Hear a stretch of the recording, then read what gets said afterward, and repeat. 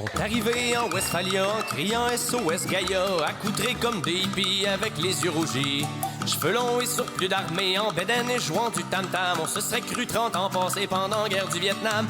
Il y avait tous les clichés de l'époque, des granolas, des chemises en macramé aux filles poilues en dessous des bras. Dans grande majorité du cégep du Vieux-Montréal, tous là pour manifester contre les multinationales. Et la main sous le grelottait en ce froid jeudi de printemps. Et aux étudiants qui boxaient s'ajoutaient quelques passants. Des marxistes, léninistes, des militants pour le pot. Et une couple d'écologistes ont investi le spot. On écoutait le vieux cinglé qui se prenait pour Castro avec son képi d'officier et son couteau de Rambo. Et on a vite constaté qu'il lui manquait un bardeau quand il nous a proposé de faire un concours de limbo. À la manifestation, on rêvait de révolution. C'est dans le cul avec une poignée de combat sous la pluie froide du mois de mars.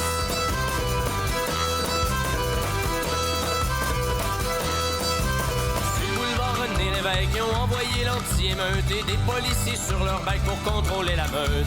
Ça se déroulait pacifiquement sans trop écorcher le système et on scandait des beaux slogans contre les OGM.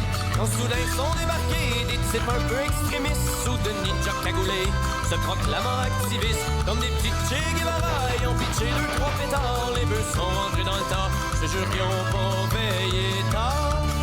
À la manifestation, on rêvait de révolution. C'est dans le cul avec une poignée de comparses sous la pluie froide du mois de mars.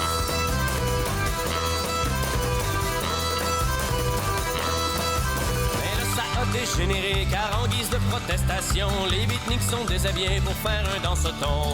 Les policiers en beaux fusils ont sorti menottes et matraques et ont approché les hippies à grands coups de jarnac. Pendant que les écologistes pleuraient devant tant de sévices en implorant Jésus le Christ de stopper l'injustice, on entendait les chiens japper à travers le bruit des sirènes, bien étouffés par la fumée des gaz lacrymogènes. Au même moment, la gang de fils qui dansait à poil sous la pluie faisait comme un remake de Grease en version hillbilly. Quand le ciel s'est déchaîné, il s'est mis à tomber des clous. Ils ont pris leurs jambes à leur cou et ce fut terminé. Fait qu'on est rentré déçus, tout mouillé et abattu en croisant les écolos dans le portique d'un McDo. J'en suis venu à conclusion, ça va prendre bien du soleil, sinon c'est pas demain la veille qu'on va faire la révolution.